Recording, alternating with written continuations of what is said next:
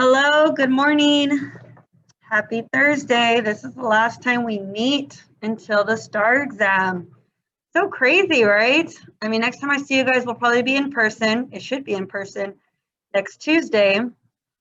And I've already posted the room assignments on Google Classroom. It's on the stream, which class you're going to be in.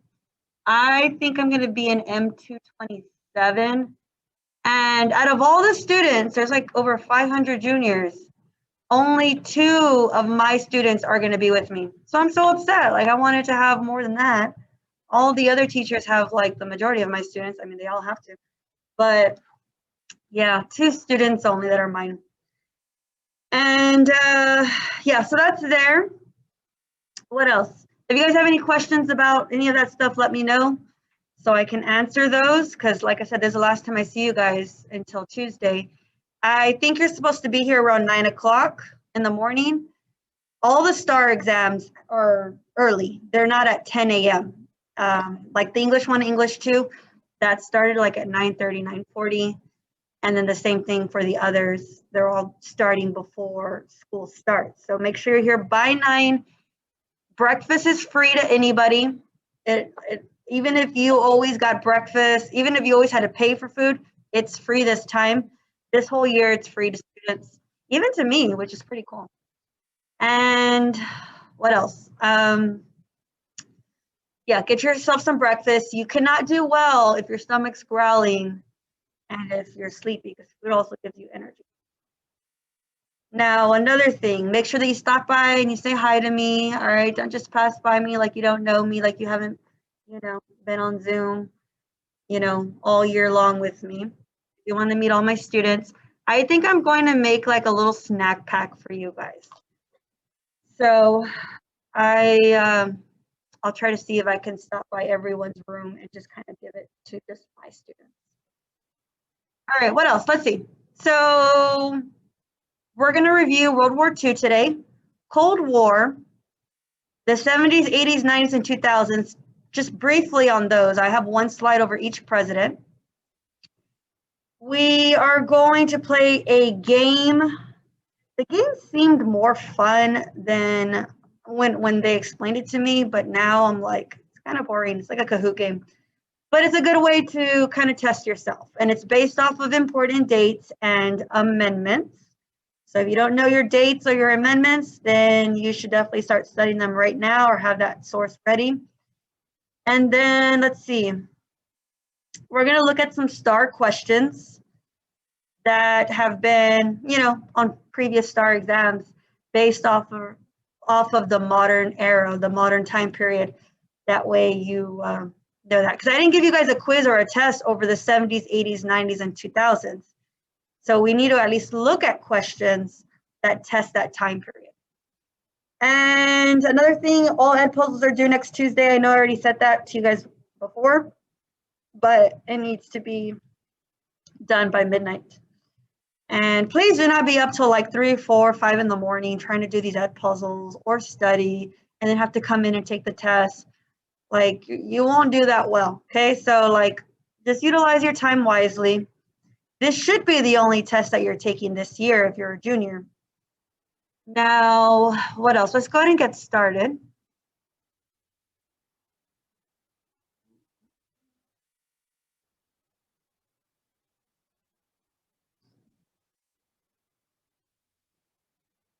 There we go.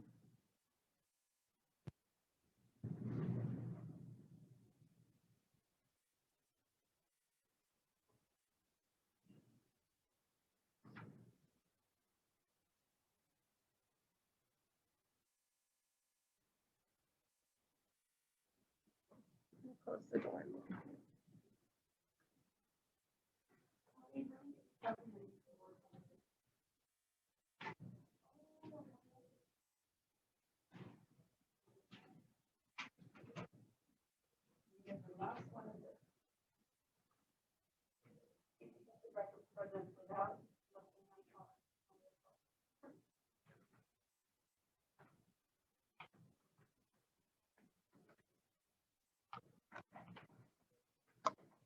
Okay, so World War II. You have to know World War II. Now, my original PowerPoint is 200 slides, but there's no way I could go over 200 slides with you guys. So I condensed it down to like 50 or 60, and it's just main points. So I skipped a lot of things that don't really come out on the STAAR very much, but the stuff that usually comes out, that's what you're gonna see, and that's all I'm focused on. There could be other things over World War II that is not in this review PowerPoint, but I mean, I can't reteach it all over again. So just got to remember and read that booklet like I had mentioned to you guys. So World War II was from 1939 to 1945. And remember, it did not start with us being involved. We were not in the war. This was Europe's war. We were neutral. We were, keeping to ourselves. But then eventually we do get in halfway through the war, which you should know how we did get in, but I will explain it. There were two alliances, the Allies versus the Axis powers. Germany, of course, was involved in this war as well. It was all about Hitler and Germany, starting this war. And then, let's see, our president was Franklin Roosevelt. He was president during the Great Depression, and then he was president also during this war, but he dies very late, like towards the end of World War II. A few months before the war ends, he dies. So the war officially ends with another president, which is Harry S. Truman. And let's not forget that this war is what ended the Great Depression.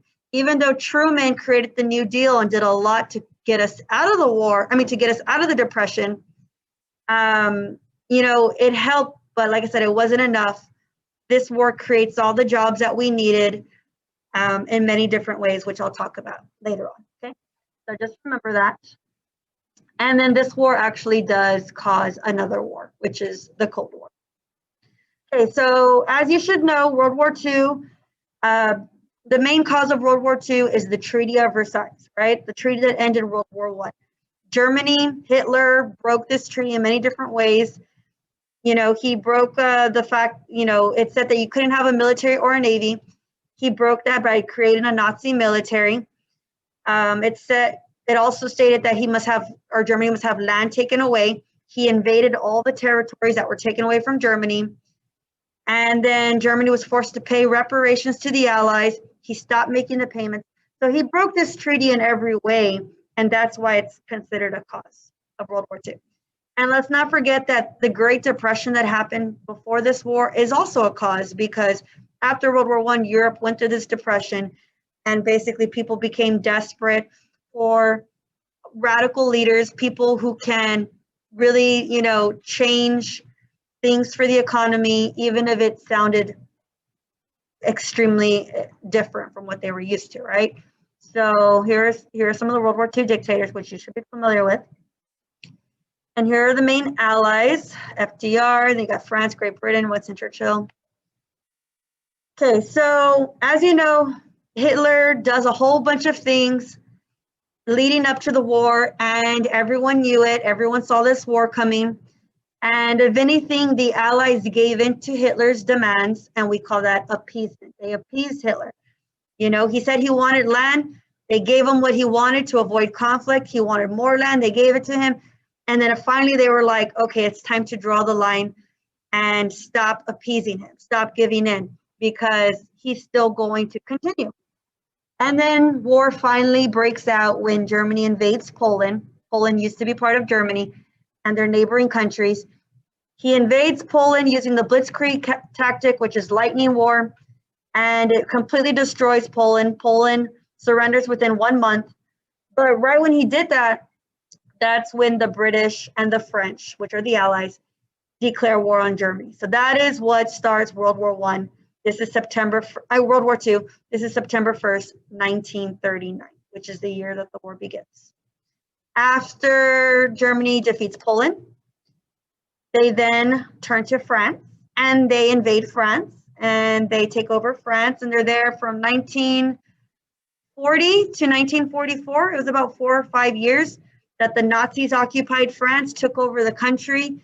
The government fled, and it was under strict Nazi control. And it wasn't until D-Day that we liberated France from Nazi control, which we'll talk about in a little bit. The Holocaust, that also happened during World War II. It is not considered part of World War II. The Holocaust happening was very secretive. We did not know about it. No one knew about it except for Hitler and some of the Nazi leaders that were in charge of the camps. It was very, very secretive. So it is not the reason why we fought World War II. It is not why we had to stop Hitler. Like I said, no one knew. It wasn't until the end of World War II, when all the Allies started closing in on Germany, that they started to discover camps, and they started to discover, you know, millions of dead bodies, and they realized what Hitler was doing. So it's separate, but it's the same time period. And the final solution was Hitler's orders to execute all Jews, as many, I mean, he was trying to make them go extinct. That's genocide. And he actually murdered 2 out of 3 Jews in Europe, which is more than half of them.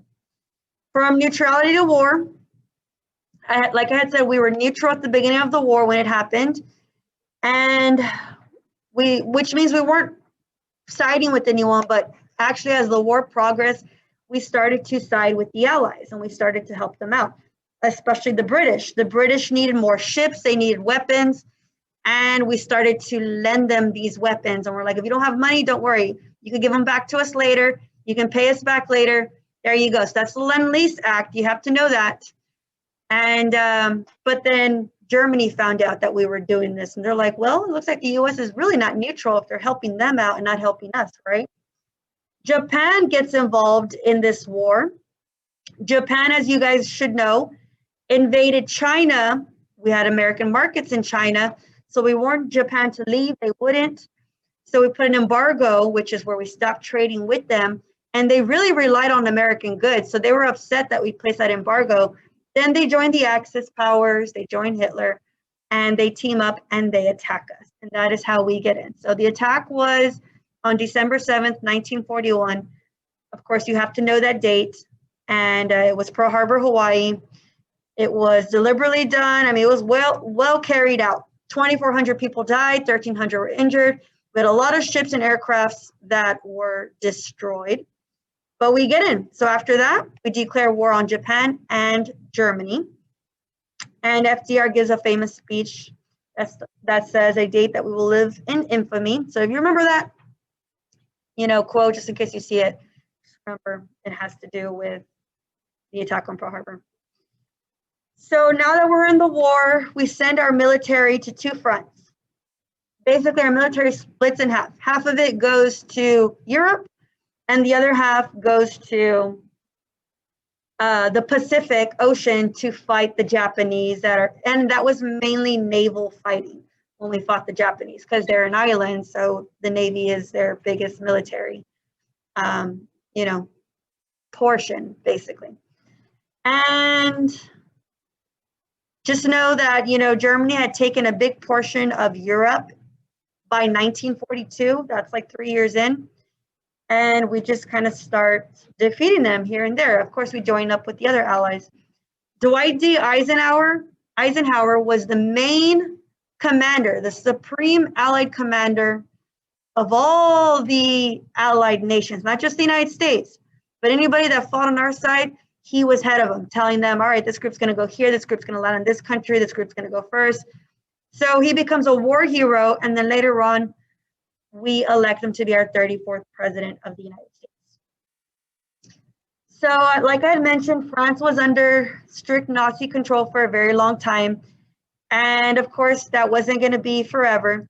So on June 6, 1944, we invade France. And it sounds bad, like we're invading France. It's called the invasion of Normandy, France, in which the Allies all land in France, and they're there fighting the Nazis, trying to take over or trying to get back France from Nazi control.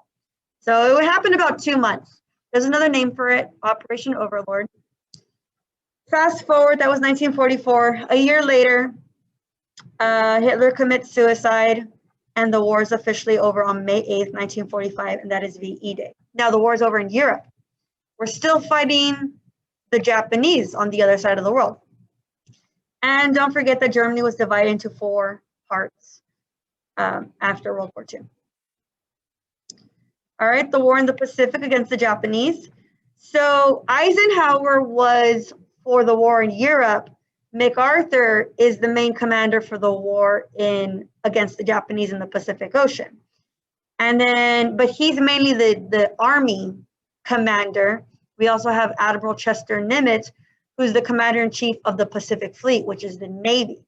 All right, so a lot of the battles, most of the battles against the Japanese are naval battles, naval and air battles. So, of course, he's known for all the battles, but the most important one that you have to learn is the Battle of Midway, which happened right here in this tiny little island near Hawaii. The Japanese were on their way to take over Hawaii, you know, a second attempt.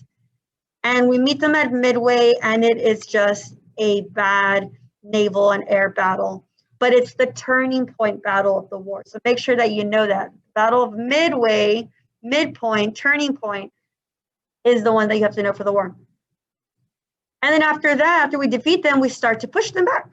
So now they're playing defense, we're playing offense, and we just island hop onto all these little islands where the Japanese are occupied, and we defeat them one little tiny island at a time, which I'm sure seemed like forever, but our Navy was split out. FDR passed away in April of 1945, and then Truman takes over as president. And Truman, so the war ends under Truman. It was his decision to drop the atomic bombs. Little boy and fat man, they were dropped over Hiroshima and Nagasaki, Japan, because they would not surrender. And the atomic bombs were all made through the Manhattan Project, which is the nuclear research and development program. After the second bomb was dropped, Japan finally surrendered because they were afraid we had a third one or just more. And so VJ Day stands for Victory in Japan. That means it's officially over, the entire war. That's August 15th, 1945. And like I had mentioned, this war initiates another war, which is the Cold War. And this time it's not against Japan, not against Germany, it's against the Soviet Union. Even though the Soviet Union was on our side during the war, once we dropped those atomic bombs, it led to tensions with the Soviet Union. We became very competitive. We boasted that we were more powerful. We were the most powerful country in the world. And the Soviet Union was not buying into that. And they felt the need to get a hold of the atomic bomb so they could be on. So we can both be world powers and stuff like that. We'll talk about the Cold War in a little bit. The home front. So everything changed here at home during the war. For one, like I said, unemployment fell down to 1.2%.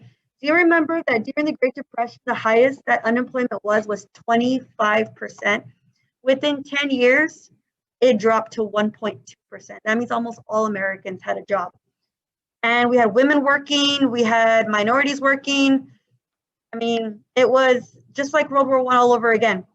People were buying war bonds, helping the government with loans to pay for the war. You know, items were rationed. We had victory gardens all over again. Something new, women can now join the military during World War II, but they cannot fight in combat. So if they join, then it's called WACS, which is Women Army Corps. But they were given clerical or teaching jobs. And then if women didn't join the military, most of them were working. You know, Rosie the Riveter, she symbolizes women working, especially the male jobs that were left behind. We did have a draft during this war, as you know, and look at the date, 1940. You could be able to tell which draft this is for what war based off of your dates. That's why it's important to know that. African Americans, we had a lot of African Americans that joined the war, that volunteered in the military. And the thing is that they served in segregated units because this is during the time period in which we still have segregation. But then there were African American regiments like the Tuskegee Airmen, which were extremely brave pilots that ended up kind of just symbolizing all African Americans in the military. And because they were so courageous, Truman notices them and, you know, desegregates the military right after World War II, which kind of sparks off the civil rights movement, because then everyone's like, well, school should be desegregated and this should be desegregated and so forth. So the Tuskegee Airmen, just remember them, brave African-American pilots. And we get the first African-American to receive a Medal of Honor during this war. That's Vernon Baker. Native Americans, that was another minority group that also contributed to the Air Force. We had thousands that joined the military as well.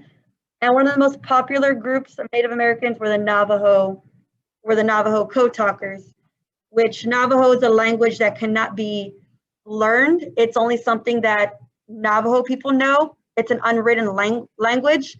And we had so many of them that they were all put in a different regiment. And this is all against the war in the Pacific, which is against the Japanese. And they use their language to talk, to communicate. And that's the only language that the Japanese could not break, the only code. So they're called the Navajo Code. Now, Japanese Americans, after the attack on Pearl Harbor, everyone was very skeptical of Japanese Americans. We were like, do we have Japanese Americans that are spies here? So this is very sad, but Executive Order 9066, that was ordered by FDR, he ordered all Japanese Americans that lived on the West Coast in California or Hawaii to be put onto camps where they were watched, and in case they were spies. And they were there for years, and none of them were ever proven to be spies. And they had all their land taken away, their properties, their businesses, and they never got it all back. There was a lawsuit, which is Korematsu versus the United States, where this Japanese American sued because of that, the executive order, but he lost. And the Supreme Court said that Americans' liberties and rights are limited during wartime.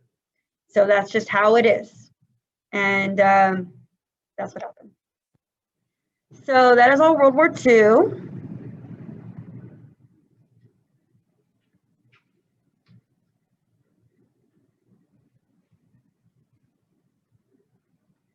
Okay, the next one that I'm going to briefly explain is the Cold War, but let me take like a minute break.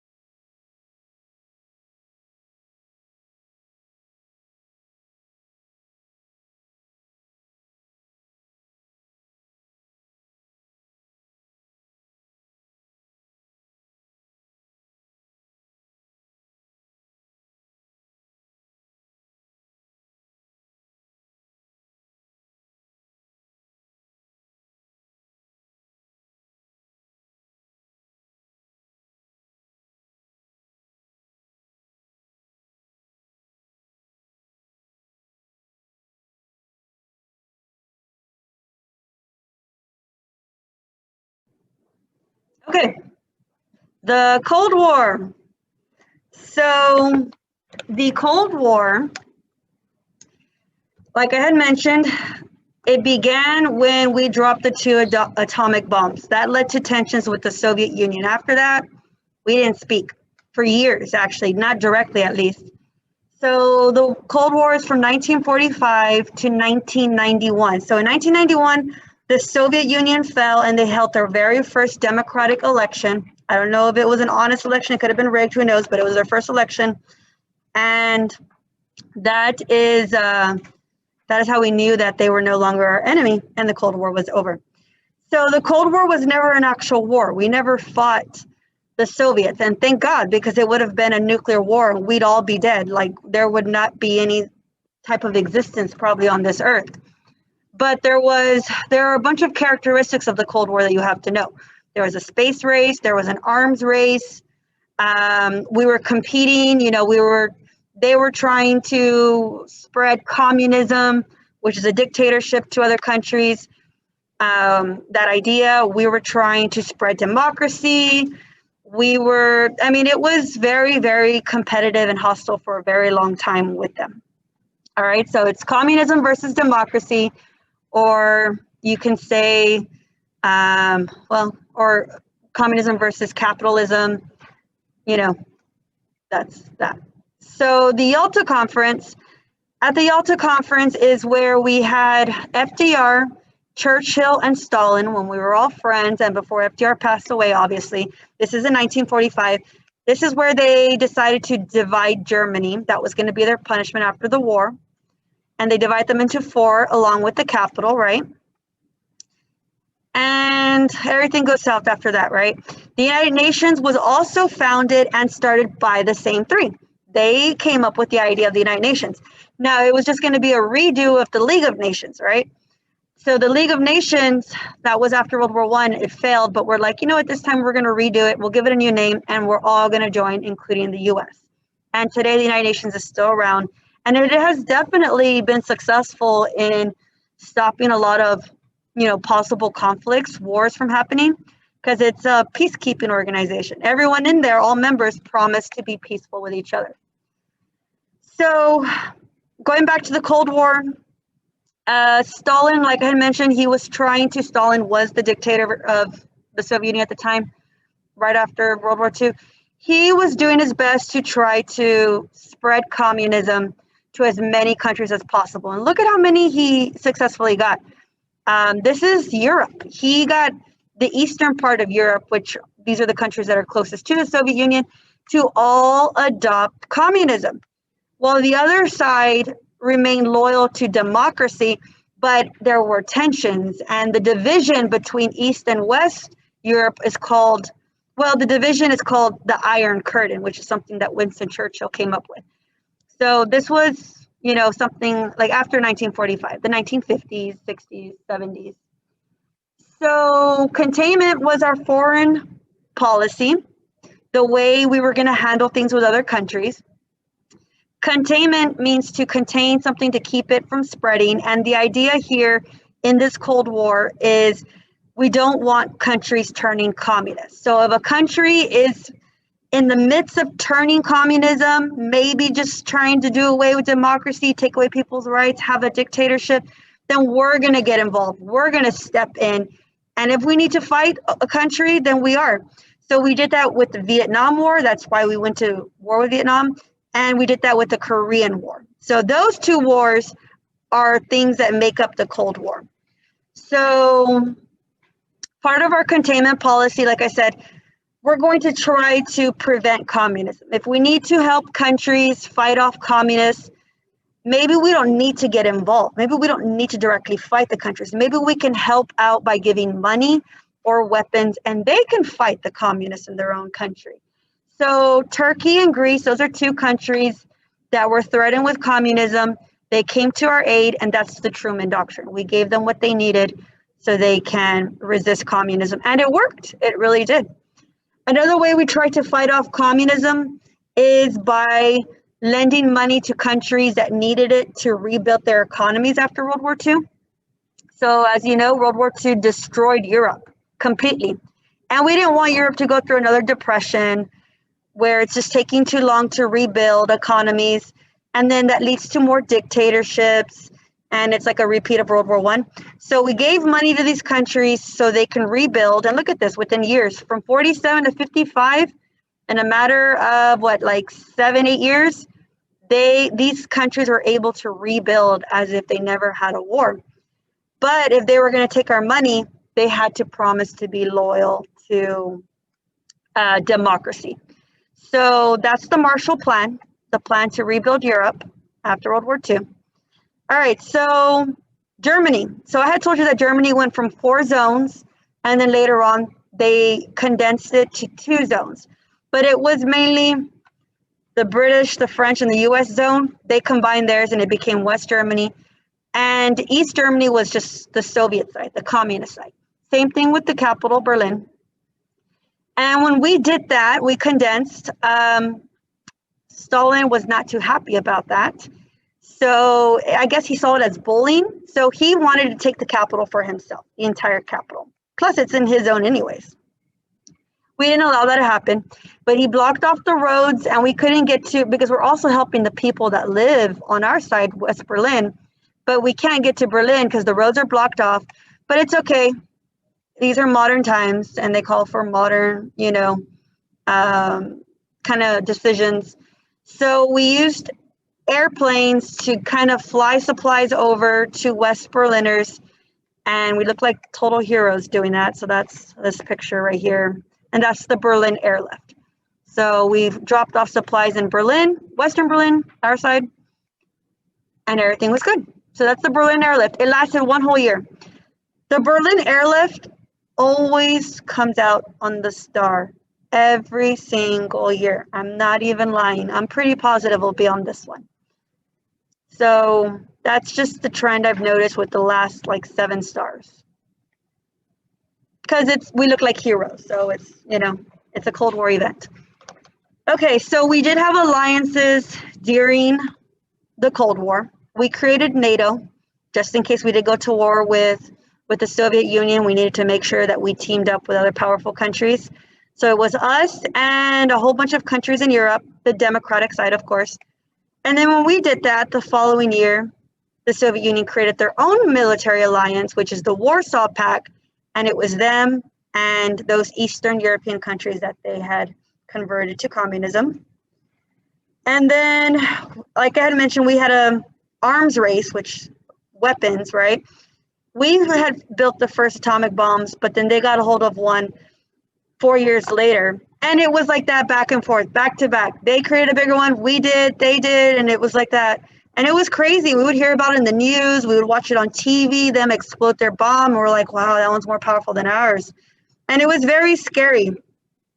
Do any of you guys in class know who won the arms race? Who came up with the largest, most powerful bomb? No, was it us or the Soviet Union? What do you guys think? You guys are clueless. It was the Soviet Union. So till this day, they have the largest atomic bomb in history. So pretty crazy, but I think we won the space race. So then the space race happened. They started it, they initiated it with Sputnik. Sputnik is the first artificial satellite. When they launched this into space in 1957, we were freaking out because we were like, we didn't even know we were in a space race and they're exploring space. We're not even on that level. We don't even have a space program. And so we created NASA the next year, 1958. And then we also started to put more funding into math and science classes. Education, in public schools, that's what the government was doing to try to prepare kids for, the future and stuff like that. And if you remember John F. Kennedy, he was not president in 1957 when Sputnik was launched or NASA was created, but he's the president. He became president right after, and he's the president to give funding to the schools. And he made a promise to Americans that by the end of the decade, by the end of the 60s, we would put a man on the moon. And that happens July 1969 with Neil Armstrong. Whether some of you guys believe it or not, I still got to teach it like that. The Korean War, that happened in 1950 to 1953, around there. It's a small war. I mean, we had a lot of deaths, but it wasn't worldwide like World War II. And that was when communist North Korea invaded South Korea. And because of our containment policy, we don't want communism spreading from one country to another. We got involved, and the United Nations also. We got involved and we fought the North Koreans and we contained communism, meaning they didn't, North Korea did not get to take over South Korea. And today it's still two countries, and the border still remains the 38th parallel that divides Korea. Communism at home. So I had mentioned that we went through a Red Scare after World War I. There was also one after World War II. And it was just intense, you know, like we were just panicking that our government was possibly communist. And it started with this man right here, Joseph McCarthy. He was a senator, and he started to accuse a whole bunch of high-rank government officials of being communists. And it was literally like the book The Crucible, where he was just, you know, like falsely accusing people, and everyone was believing it. It was all over the, you know, TV, newspapers, radio. People were like, Joseph McCarthy, he just accused this person of being communist. And it wasn't true, and it ruined reputations. So this hysteria, this time period, this hysteria, this is the 1950s, is called McCarthyism. So if you hear about Second Red Scare, think of McCarthy accusing people in our government of being communists.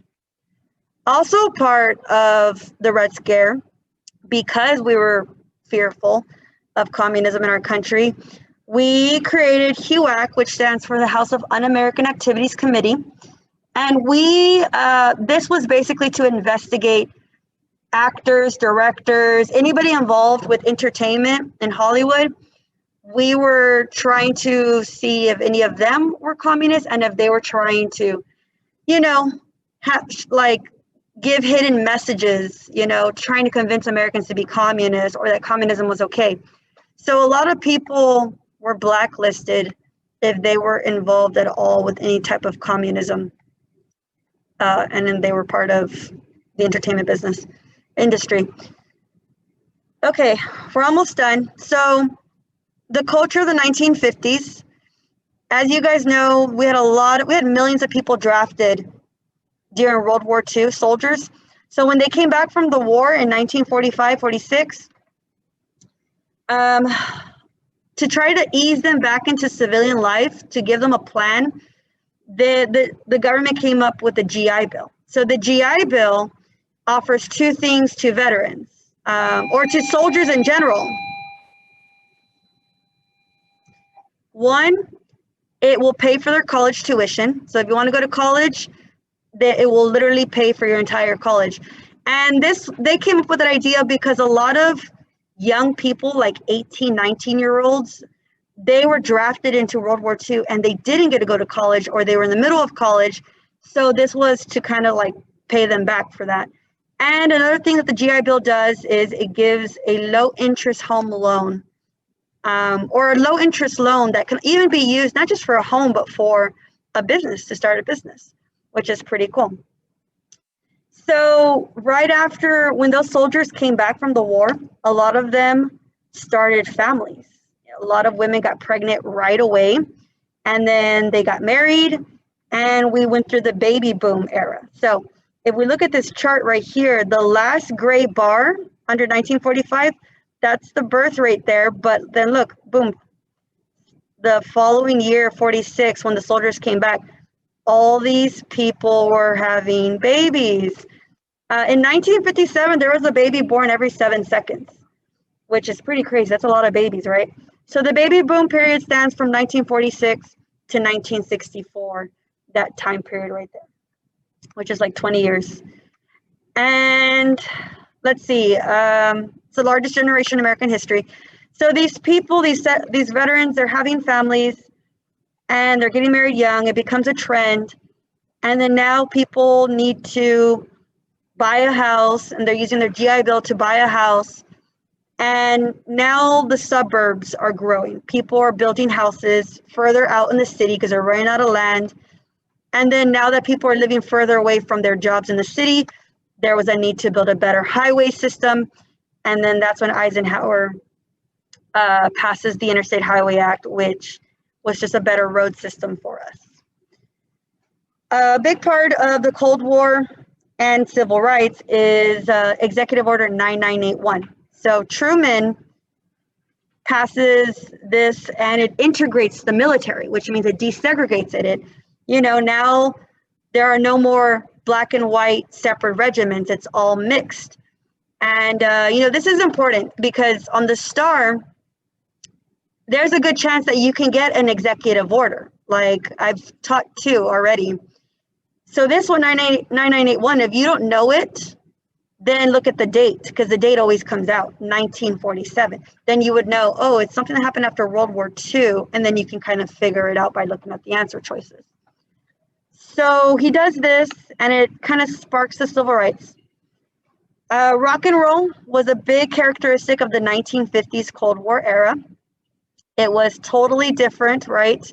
And it broke traditions, caused, divides in culture between families. And television is something big in the 1950s. And television even has a big influence on politics. So in 1960, the election between JFK and Richard Nixon, it has a huge influence because this is the first time that there's a televised debate and people can actually see the two and they can tell if they're nervous. And Nixon was totally nervous because he's the first person, one of the first to be on TV during a debate. So he's sweating, and even though he was probably more experienced because he was a vice president at the time, he ends up losing the election because Americans see JFK and they're like, wow, look at that young guy. And he gets all the women's votes, which there are more female voters than there are male voters. So now that JFK is president in the 1960s, that was the height of the Cold War, early 1960s. And it may have been because, JFK was a young president and the Soviet Union just wanted to mess with him and test him. So the Cuban Missile Crisis happens during the Cold War. And that's when the Soviet Union was delivering missiles to Cuba, hiding them there. And just in case we did have a nuclear war with the Soviet Union, there's already missiles there nearby that can easily just exterminate our country. When we found out that the Soviet Union was just doing this repeatedly, dropping off more missiles, we formed a blockade on Cuba, or a quarantine, to stop them from arriving and dropping off more missiles. And it was a standoff between us and the Soviet Union for a few days, and it was very, very scary. But that was the closest we were ever to the brink of war. But they eventually back off, the two. They talk, JFK and the Soviet leader, and everything was good. Also, under JFK, the Berlin Wall was built. Of course, that was by the Soviet Union. They built this wall to divide the city, and it's just a big symbol of the Cold War. So that was up from 61 to 89. As you guys know, JFK was assassinated in 63, early in his first term, or just in his first term. And then his vice president, Lyndon B. Johnson, takes over. And Lyndon B. Johnson did a lot of good for our country domestically, but this is also during the time of the Vietnam War, and he escalated the war. He made it bad, and everyone hated him. But one thing that you have to know about JFK that's a good thing that he did for our country is that he passed the Civil Rights Act of 1964, which made it illegal to discriminate on someone based off of race, religion, national origin, and sex. But in this case, this is what African Americans wanted. So now it's illegal if somebody doesn't hire you because you're Black, or they don't want to give you a house, sell you a house in a white neighborhood because you're Black, or they don't want your kids to go to school, or you can't get into a college because you're Black, for an example. This is the law that makes it illegal, and you can sue and they'll have your back on that. So like I said, this is what MLK wanted. All those marches, the protests, it was all because they wanted this. So that was under LBJ. And I think right now we're done with that. Right now would probably be a good time to play the game over the dates and the amendments. All right, so I'll give you a minute break, and myself, because I'm over here rapping, and that's a lot. I need to take a break, get some air. Let's try the racing.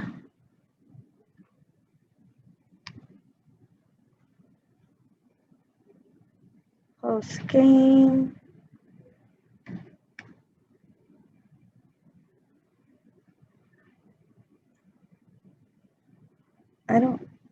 22.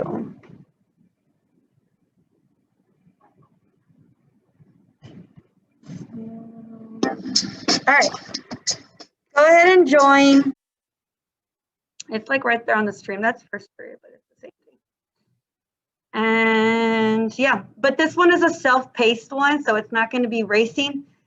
And at least you can practice. And I think it's 40 seconds per question. And I think it keeps asking you the questions over and over again until you get them correct. So you can always quiz yourself. Another thing that I posted on Google Classroom, this right here, if you're overwhelmed and you're like, you know, there's a lot that I have to study. If I can tell you to focus on anything, I would focus on these 100 things. You have to know 1,000 things, but 100 things that always comes out on the STAAR, this is it right here, okay? For an example, on the amendments, these are the main ones, 16, 17, 18, 19, and the 26. Those are the main ones. And here are the page numbers that are in that booklet, which is also posted. And, you know, flappers, you got to know that, prohibition. You got to know these laws, FDIC, SEC, that's part of the Great Depression New Deal. You know what I mean? So I eliminated a whole bunch of stuff, and I'm like, oh, just to know these for sure. Okay. So what else? And if you have not found out what room you're supposed to be in for the test Tuesday, it's right here on that spreadsheet. It's by last name and ID number. And then I'm also posting these videos just in case you need to go back and listen to them or look for something. Okay, so now I need to kind of go over those few presidents, but I'm gonna go pretty fast. There's only like, it's mainly like a slide on each president. Just little main points, and then we'll do a president's worksheet really quickly. Yeah, go ahead. Don't run away, Putty. He's like, I'm never coming back.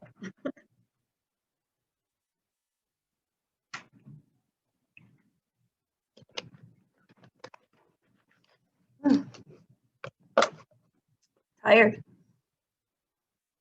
Okay, so March of the President stands for presidents that began in the 70s, 80s, 90s, and 2000s. So starting with Nixon.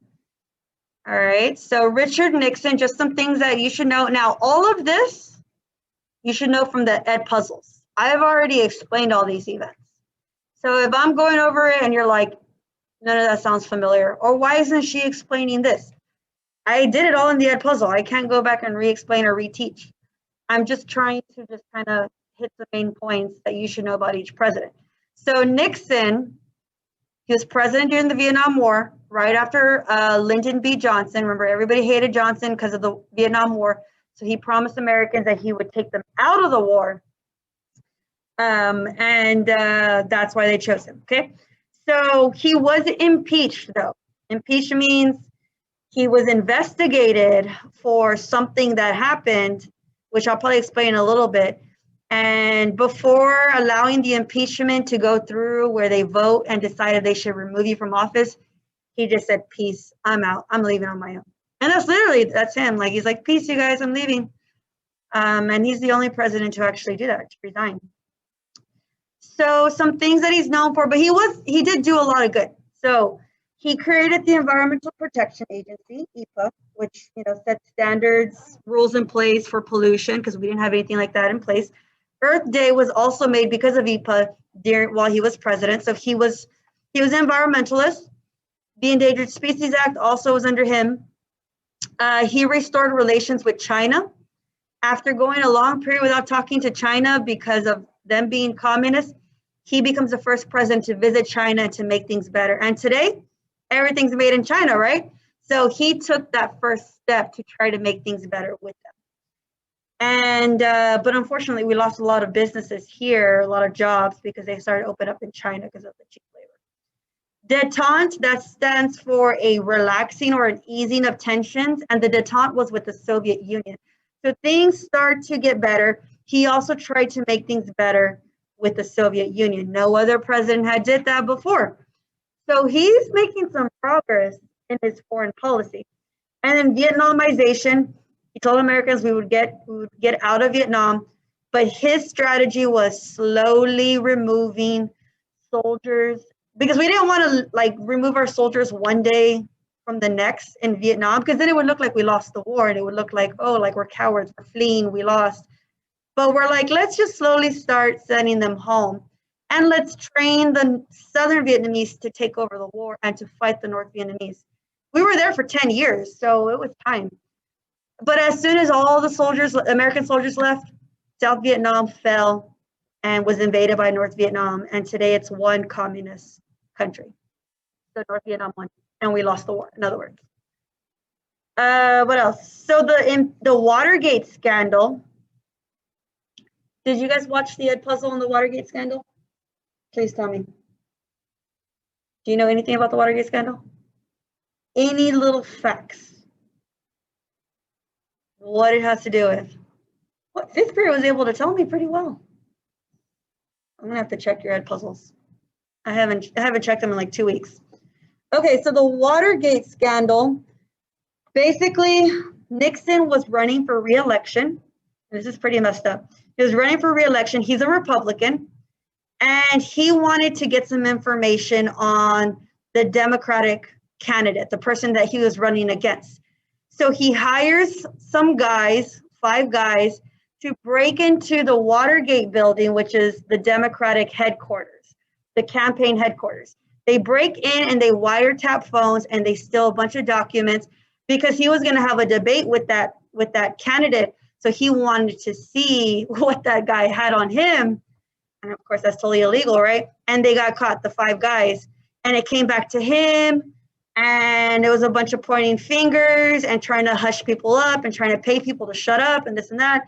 And in the end, they decided, the Senate, it was the media that was looking into it, investigating it. And then the government was like, you know what? I think our president is guilty. Like, I think he does.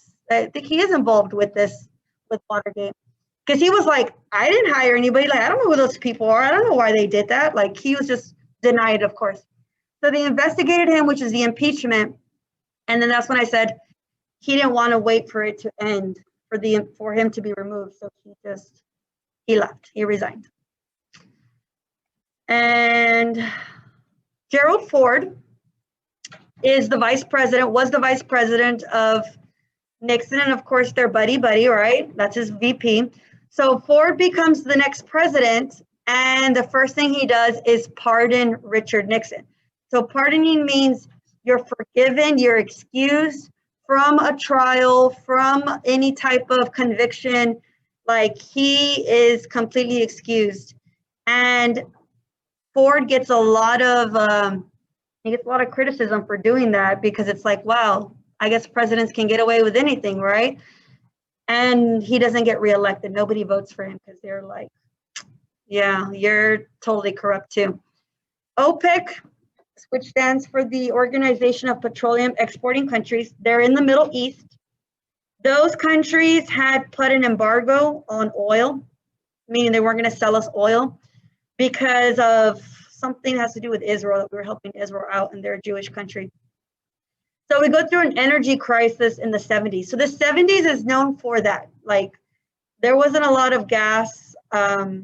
People had to carpool or not drive so much because really, we didn't have a lot of oil in our country because those countries weren't selling them to us. So that happens, and then officially Vietnam ends under Ford. Okay, the Vietnam War. Jimmy Carter. So Jimmy Carter was president from 77 to 81. He won the Nobel Peace Prize for just things that he did.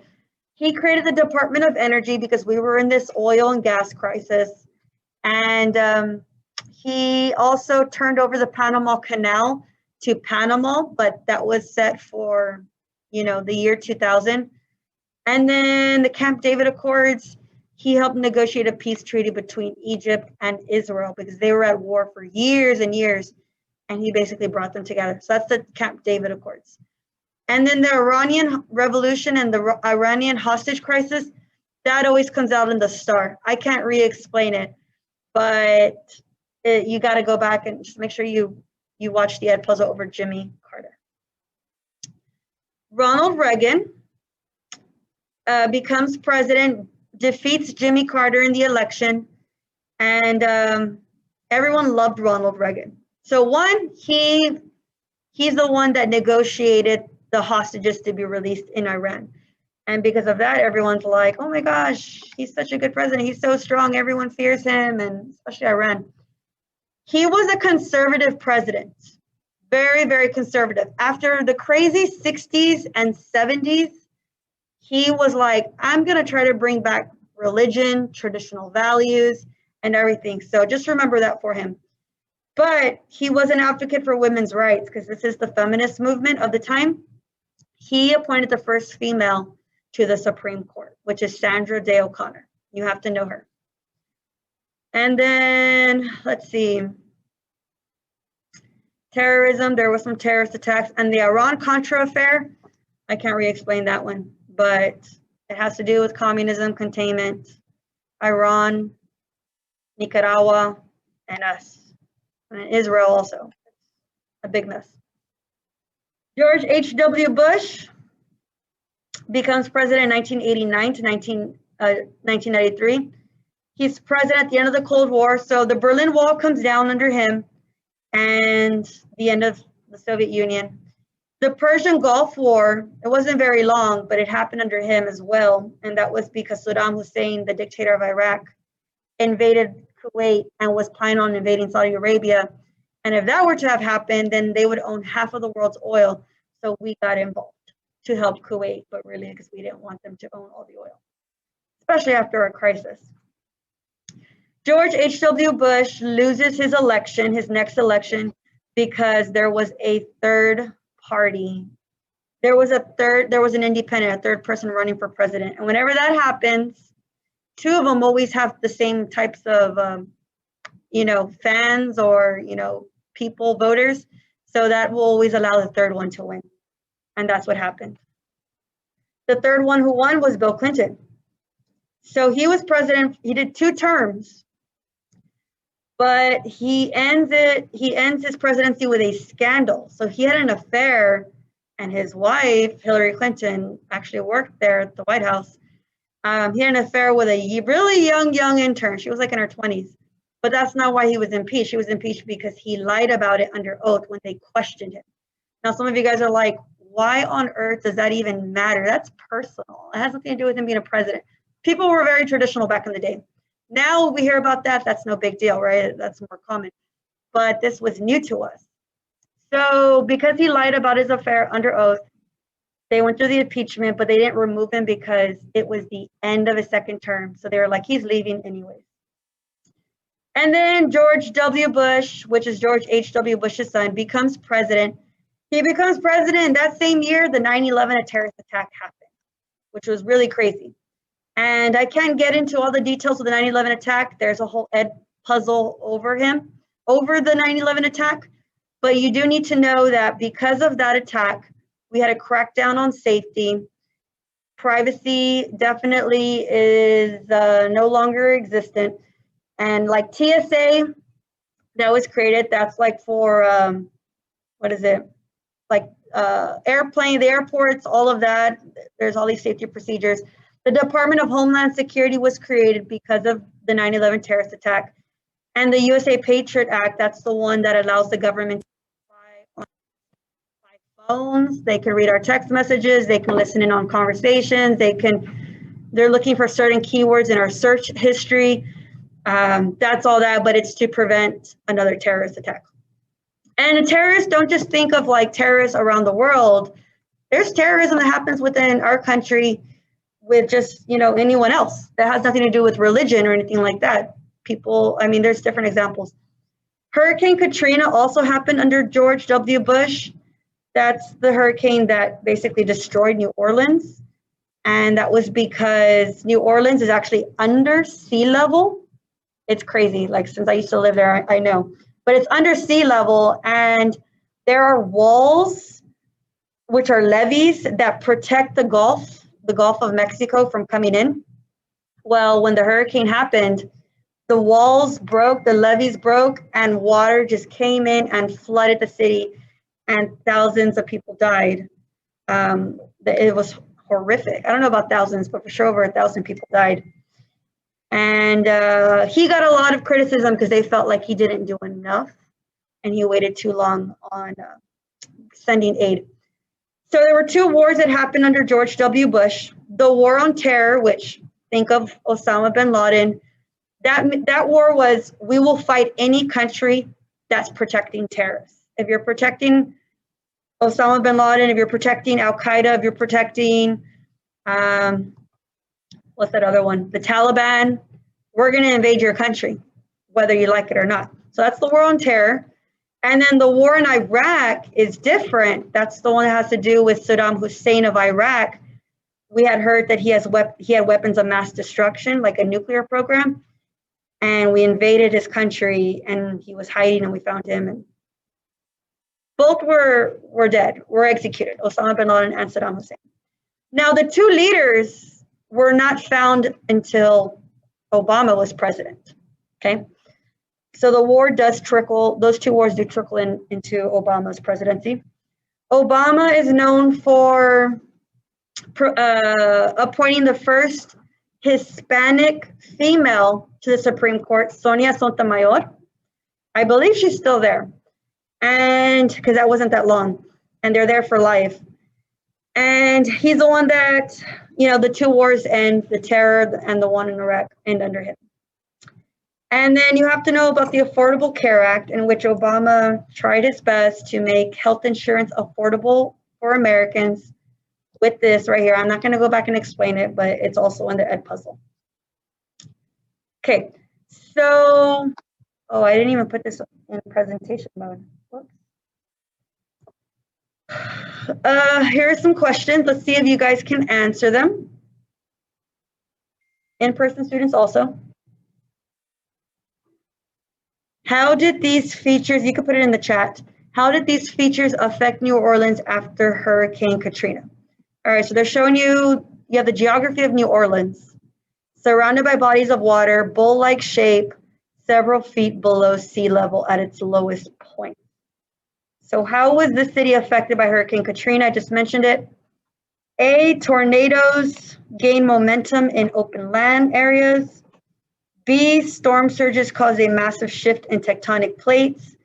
C, mudslides trapped residents in the city. Or D, storm waters flooded the city after several levees broke. In-person students?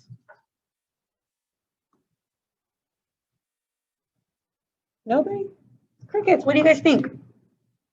Huh? D? All right. Good. The answer is D. Next one. Which statement best describes the major impact Bill Gates has had on U.S. businesses and technology? You guys are like, Bill Gates? When did you teach Bill Gates? There's a lot of stuff that's going to be on the STAAR that I am not required to teach you because it's a social studies test too, which means not all history stuff, history facts, dates, wars. They're going to throw in some stuff and they're going to be like, can they figure it out just by the little details we give them in the question, in the excerpt? It's a skills test.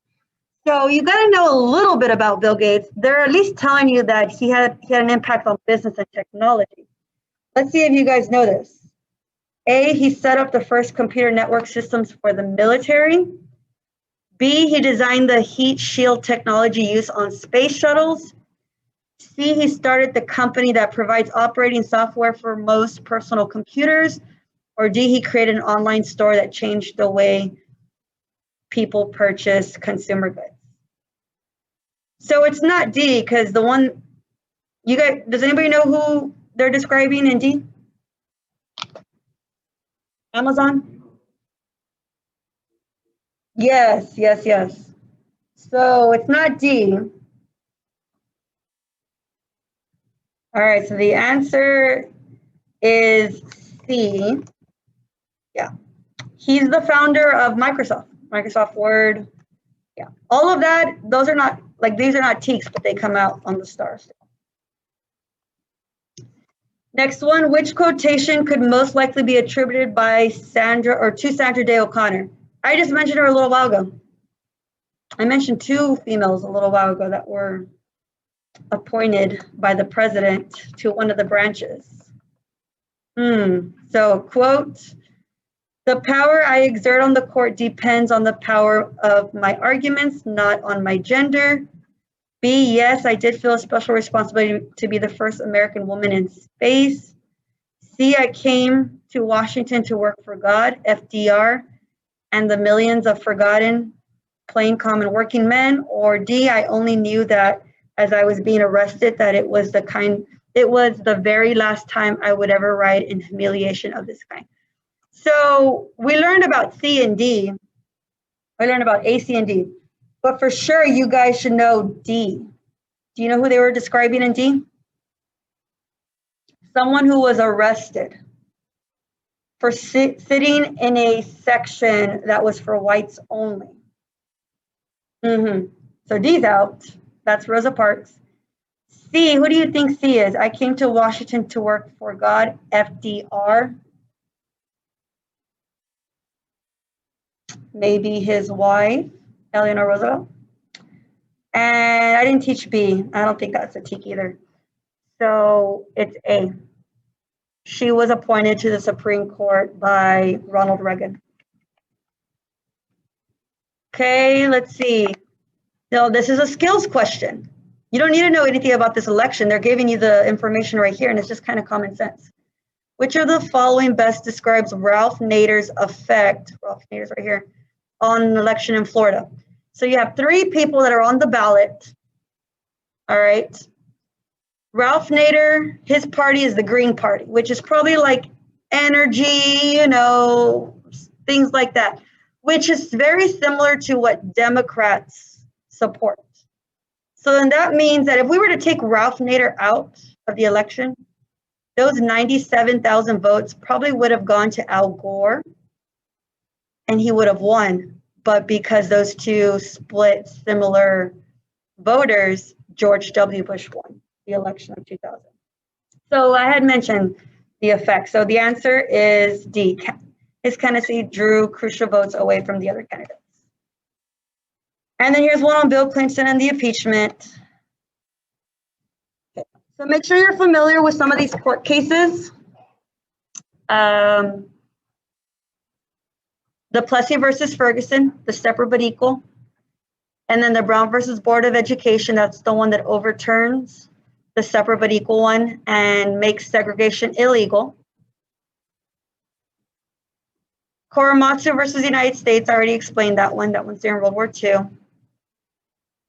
Tinker versus Des Moines, that has to do with kids in school protesting the Vietnam War. They were suspended, but they won this Supreme Court case because of the First Amendment. They have the right to protest. And then this one has to do with religion. All right, so let me go ahead and show you guys something really quickly. So we haven't had a lot of time to look at STAAR questions and how to analyze them, how to break it down, how to figure things out. That's what we're going to do really quickly, just with a few. I know we don't have a lot of time. All right, just give me a second.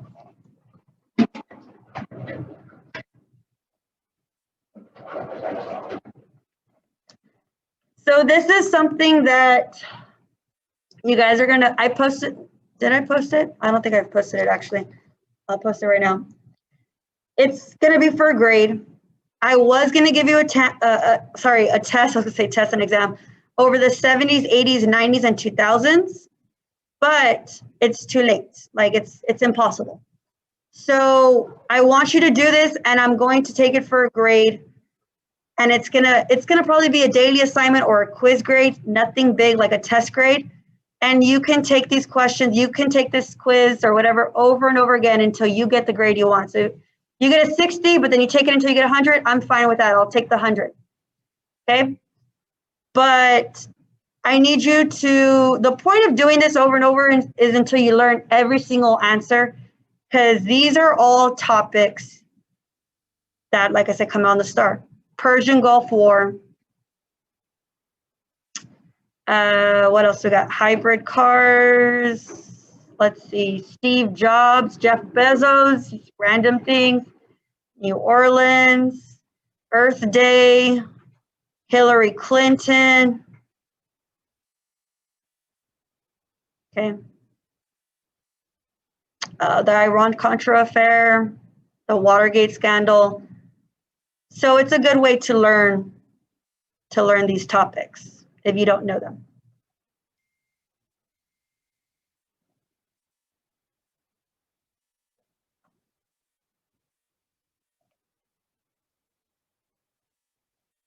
Dang it.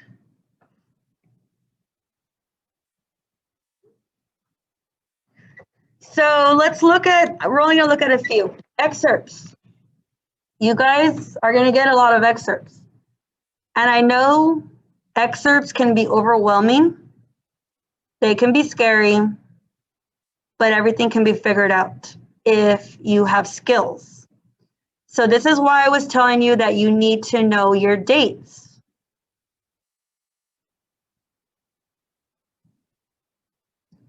So whenever you get an excerpt, if there's a title, circle it, highlight it, make a note of it, read it, try to understand it.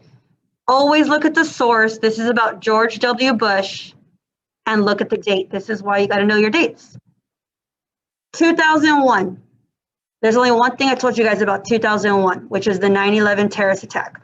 So this is a news conference that was by George W. Bush right after the 9/11 terrorist attack. So you already know what this is about, all right?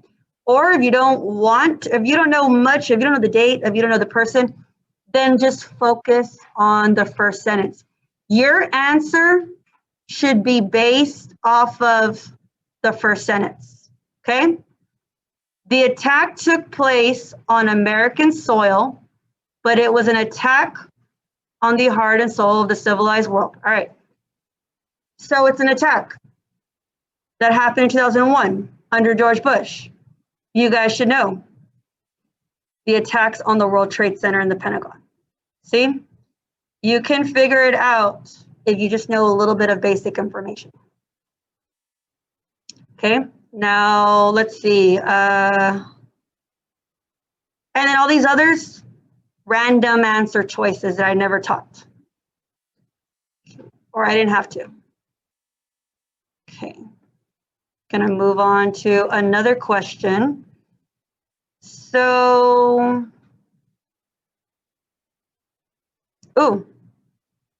which action is prohibited under the provisions of Title IX of the Education Amendments of 1972?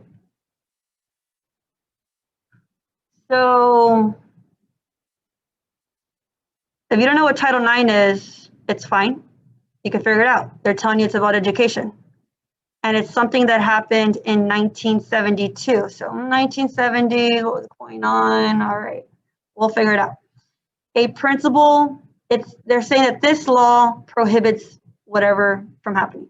A principal refuses to organize athletic events and programs for female sports. Something to do with females.